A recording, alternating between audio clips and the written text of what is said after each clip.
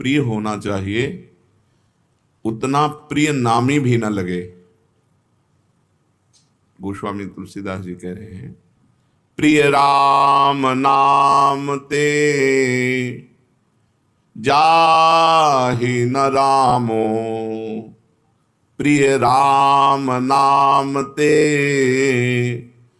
जाहि न रामो, ताको भलो कठिन कलिकाल हूँ, आदि मध्य परिणामो,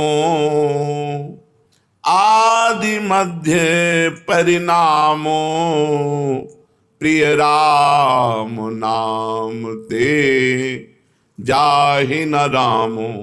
बहुत सुंदर बात गोस्वामी जी कह रहे हैं, जिसे श्री राम जी भी राम नाम की अपेक्षा अधिक प्यारे नहीं हैं, नाम से अधिक प्यारा नामी नहीं है। यदि कोई कहे कि तुम्हें नामी मिल जाएंगे, नाम छोड़ दो, तो इस बात को नाम जापक स्वीकार नहीं करेगा। वो कहता है कि यदि नामी के मिलने से नाम छोड़ना पड़े तो मुझे नामी के मिलने की आवश्यकता नहीं है, मुझे तो उनका नाम ही सदा जपना है। ऐसे नाम प्रेमी से भगवान कितना प्रेम करते हैं वो तो केवल भगवान ही जानते हैं। गोसाई जी कहते हैं कि जो ऐसा नाम का मतवाला है उसका इस कराल कलिकाल में आदि मध्य और अंत तीनों में ही, तीनों कालों में ही परम कल्याण होता है। जिसको भगवान से भी बढ़कर भगवान का नाम प्रिय है, यहाँ तक कि भगवान के सामने आने पर भी भगवान का नाम नहीं छोड़ता, उसका आदि मध्य और अंत तीनों महामंगलमय हैं। ताको भलो कठिन कलिकाल हूँ, आदि मध्य परिणामो, प्रिय राम नाम ते जाहि न रामो। बड़ी महिमा की बात कर रहे हैं। सकुचत समुझि नाम महिमा, मद लोभ मोह को कामो, राम नाम जप निरत सुजन पर, करत छाह घोर घामो। जो नाम प्रेमी है, नाम जब चलता है हर समय, तो अभिमान, लोभ, अज्ञान, क्रोध, काम ये सकुचा कर उस हृदय से भाग जाते हैं। जिस हृदय में निरंतर ऐसे नाम चलता है कि नाम के समान नामी से भी प्यार नहीं, जितना नाम से प्यार है, उस हृदय में अभिमान, लोभ, अज्ञान, क्रोध और काम ये सकुचा कर भाग जाते हैं, सामने नहीं आते, उसे परास्त नहीं करते, उसे जलाते नहीं। जो भक्त सदा नाम जप करता रहता है वो कड़ी धूप में भी छाया का अनुभव करता है, अर्थात भयानक दुख की परिस्थिति में भी भगवान की कृपा का, भगवान की दुलार का अनुभव करता है। भयानक विपत्ति भी सुख रूप बन जाती है जो नाम जप करता है। गोस्वामी जी कह रहे कि आप विचार करके देख लो, नाम प्रभाव सही जो कहे को, शिला सरोरुह जामो, सो सुनि सुमिरी भाग भाजन भई, सुकृत सील भील भामो। यदि कोई कहे भैया हमने तो देखा है नाम का प्रभाव कि पत्थर में कमल उत्पन्न हो गया, बोले मान लेना, मान लेना, संशय मत करना, दिमाग खराब है। पत्थर में कहीं कमल होता है? जल में कमल होता है, संशय मत करना।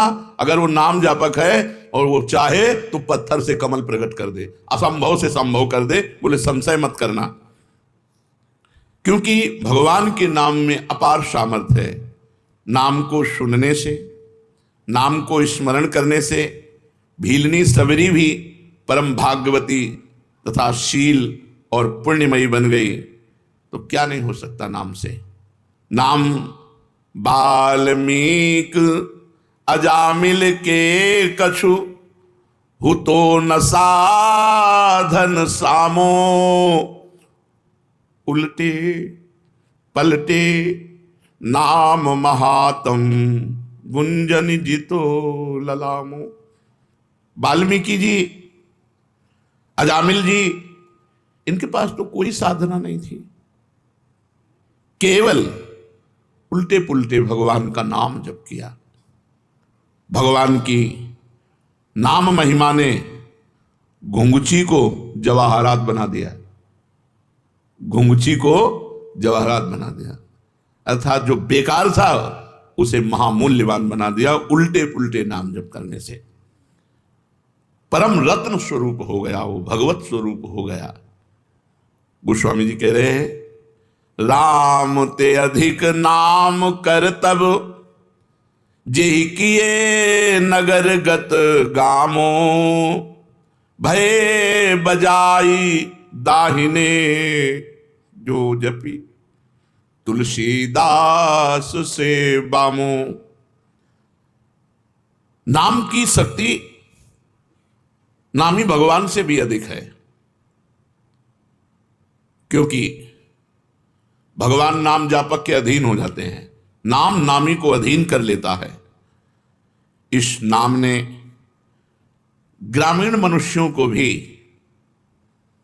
परम चतुर बना दिया, परम विद्वानों को भी जो दुर्लभ है वो ज्ञान प्रदान कर दिया ग्रामीणों को। ग्रामीण का तात्पर्य जो अनपढ़ गंवार, वो भी भगवान का नाम जप करके परम प्रवीण बन गए। असभ्यों को परम पुनीत महात्मा बना दिया नाम ने।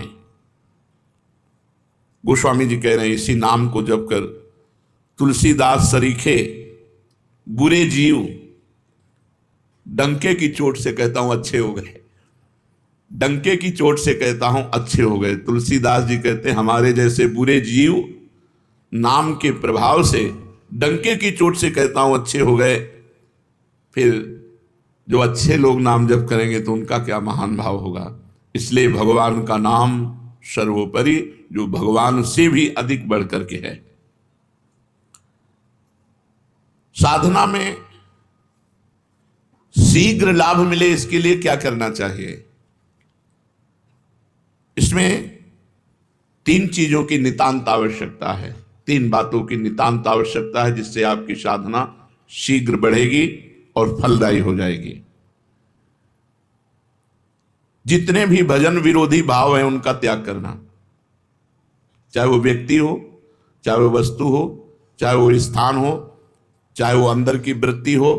वृत्ति, व्यक्ति, वस्तु, स्थान के संग से जिससे हमारा भजन छूटे उसका त्याग कर दे।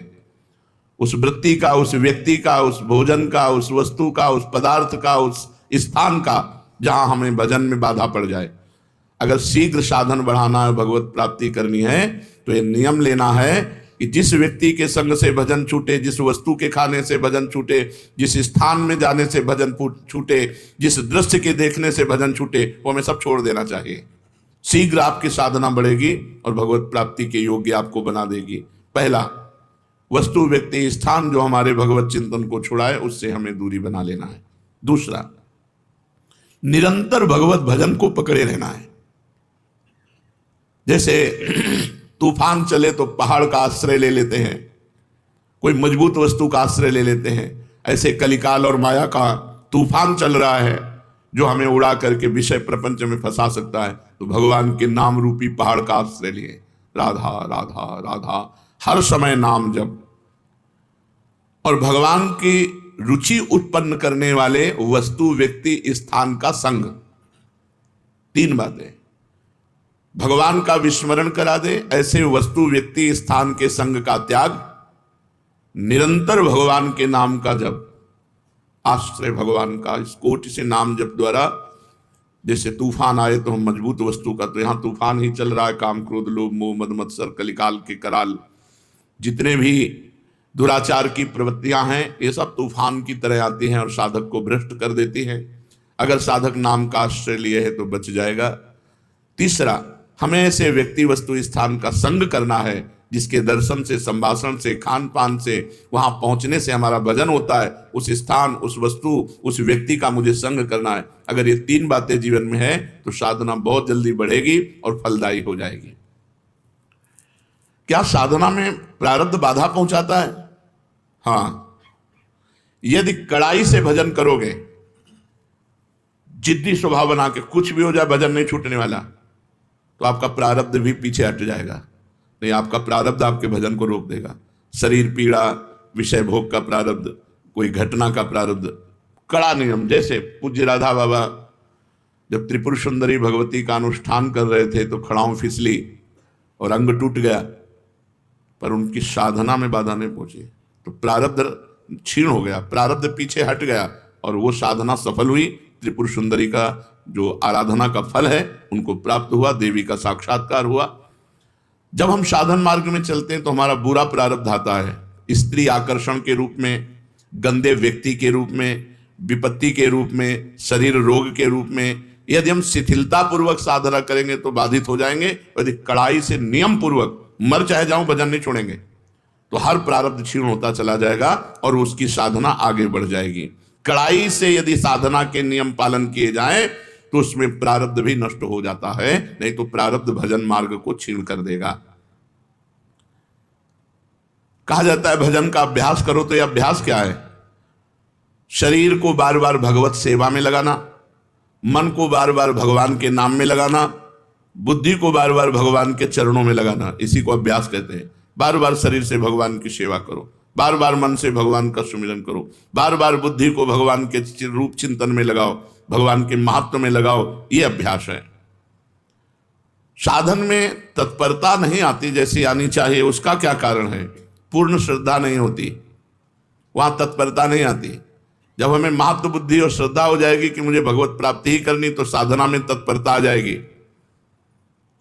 ये नियम है कि जहां हमारी महत्व बुद्धि होती है वहां हमारा चिंतन होता है, जहां चिंतन होता है उसी के मिलन की तत्परता आती है।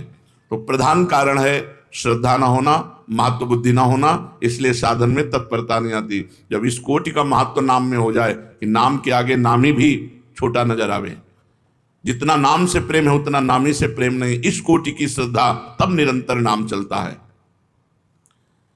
साधना में जीवन किसे कह सकते हैं? सरल और साधु। सरल और साधु में जीवन, साधना में जीवन होता है। साधना में जीवन, सरल जीवन, साधु में जीवन। संत सरल चित जगत हित जान स्वभाव सने, जिनका स्वभाव होता है संत सरल चित, सरल चित, सरलता और साधुता, ये साधना का स्वरूप है। अगर साधन ठीक कर रहा है तो सरल और साधु स्वभाव वाला होगा। साधु स्वभाव क्या है? कभी किसी से कुछ ना चाहना, निरंतर परहित करना, बड़े से बड़े कष्ट को सह करके भी किसी से सहायता ना लेना, ये सब साधुता के अंतर्गत आता है। एक साधन में फल ना दिखाई दे तो क्या दूसरा साधन करने लगना चाहिए? नहीं, जो साधन गुरु से मिले आजीवन एक ही साधन करना चाहिए। जो साधन को छोड़ते बदलते रहते हैं उन्हें कभी भगवत प्राप्ति नहीं होती। 10 दिन नाम जप किया, 15 दिन योग किया, 20 दिन वो वैराग्य किया, ये ऐसे लोग ठीक। जो साधन पकड़ो आजीवन वैसे ही चलते रहो। जिस साधन को पकड़ो सारी आयु उसी में खपा दो, इस जन्म में ही भगवत प्राप्ति हो जाएगी, परम पद पर प्रतिष्ठा हो जाएगी। जो साधन पकड़ो आजीवन, जो नियम, जो दिनचर्या आजीवन वैसे चलते रहो, उसको बदलाव मत करो, तो निश्चित भगवत प्राप्ति हो जाएगी, निश्चित परम पद प्राप्त हो जाएगा। ये जो बार बार गुरु बदलते रहते हैं, साधन बदलते रहते हैं, इनसे बड़ा अपराध बनता है। ये साधक वादक नहीं है, वो मनमानी स्वच्छंद अपने आचरण करके वो अपने को सुखी समझते हैं। कहा जाता है कि साधना में व्यभिचार ना हो, तो ये व्यभिचार का तात्पर्य क्या है?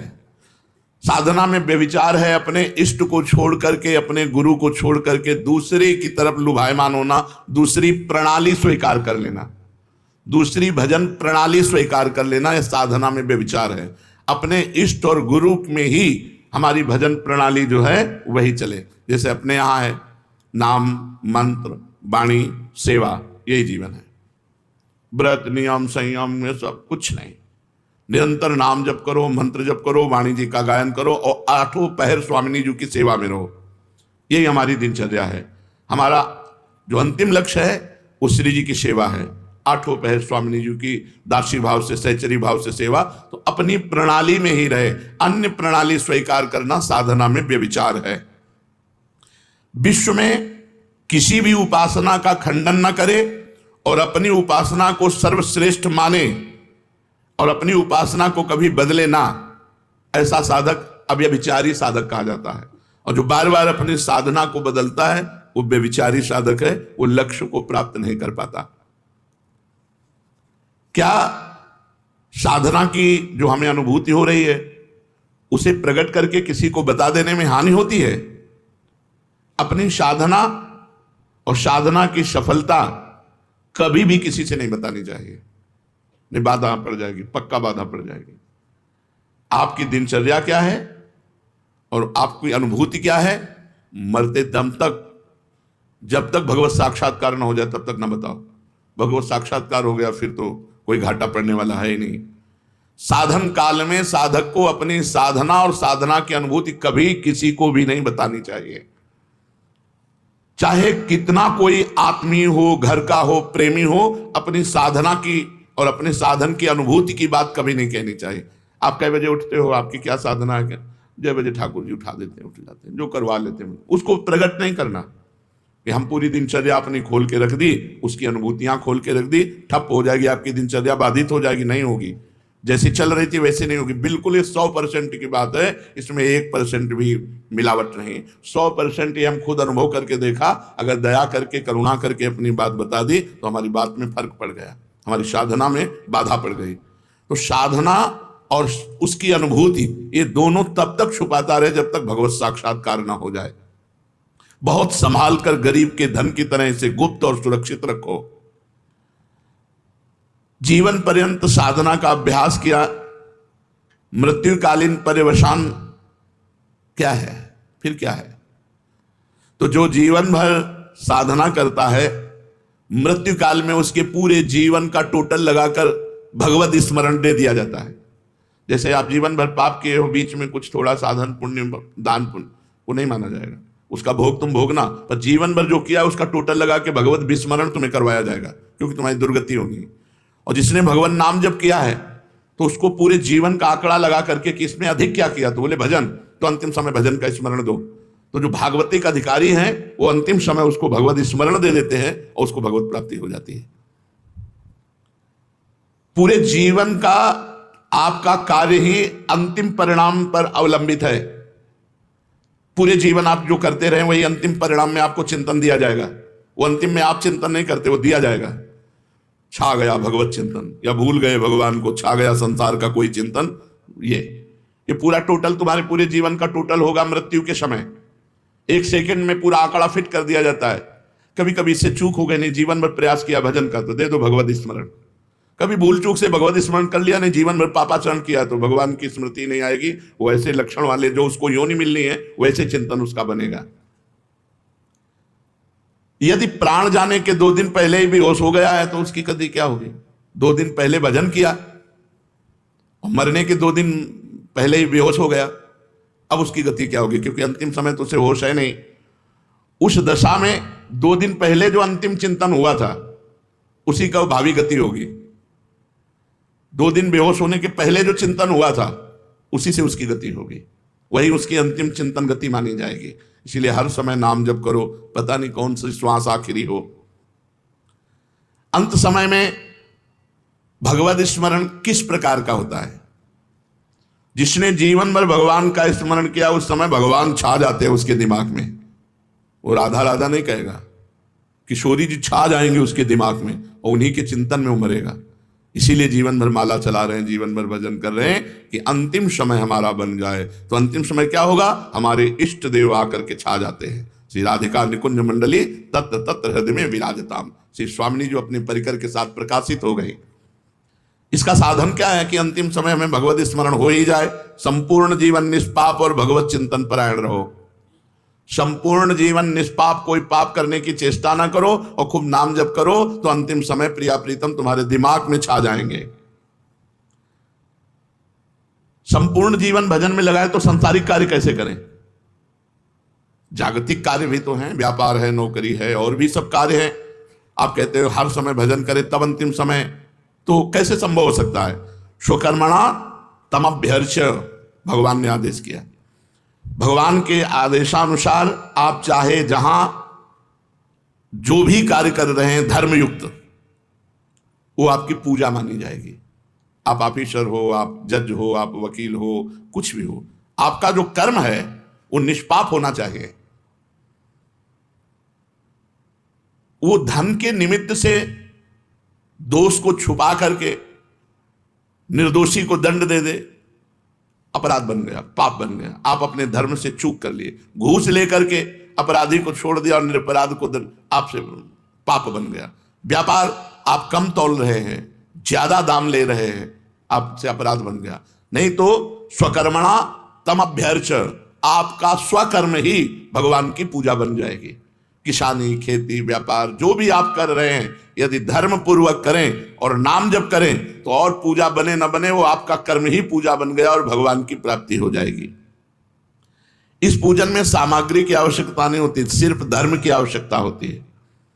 मन का भाव ये होना चाहिए कि मैं जो कुछ कर रहा हूं वो सर्वव्यापी भगवान की सेवा कर रहा हूं। चाहे जो भी कार्य आपका है, जो भी नौकरी, पेशा, व्यापार जो भी है, वो भगवान की पूजा है। भगवान की पूजा में अधर्म का प्रवेश नहीं, अधर्म नहीं होना चाहिए। तमभ्यर्च स्वकर्मणा, आप जहां हो धर्म के अनुसार आचरण करो, सब बात बन जाएगी। अनंत ब्रह्मांडों का अधिकारी सबको देख रहा है, सबको देख रहा है। आज तुम कर लो मनमानी, पद मिला है, और जब वो तुम्हारे मनमानी का हिसाब करेगा तो फिर तुम झेल नहीं पाओगे, चाहे जो कोई हो, नहीं झेल पाओगे। बड़े बड़े को फैलते हुए देखा है। इसलिए स्वकर्मणा तमभ्यर्च, आपको जो पद मिला है, आपको जो सेवा मिली है, आपको जो अधिकार मिला है, वो भगवान की पूजा है। बहुत होश से करना, उसमें घूस लेना, अधर्म आचरण करना या गरीब को सताना, निर्दोष को सताना, ये बड़ा भारी पड़ेगा। दुखिया को न सताइए, दुखिया देगा रोए, और जब दुखिया के मुखिया सुने तब तेरी गति का होए।